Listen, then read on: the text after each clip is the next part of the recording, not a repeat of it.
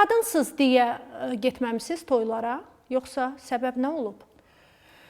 Bilmirəm, vallahi qapımıza nə qədər adamlar gəlib, mən tanınanda, hətta belə pis çıxmasın, mən efirlərdən düşmürdüm də o vaxtlar. Gəlirdilər ki, bircə qızım var, bir dənə Şüştər muğamına filan qədər pul verirəm, gəlsin qızımın toyunda çalsın.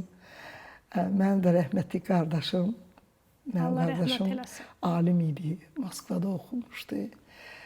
Orada müdafiə elədi, gəldi, elə oldu ki, cavan ikən rəhmətə getdi. Onda o lap cavan idi. Onu elə yola salırdı o insanı.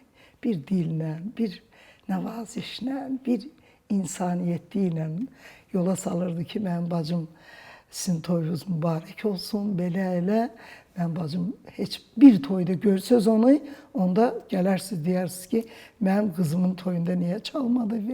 Qızınızın toyunda ifa etmişsiniz? Xeyr. Etməmişsiniz.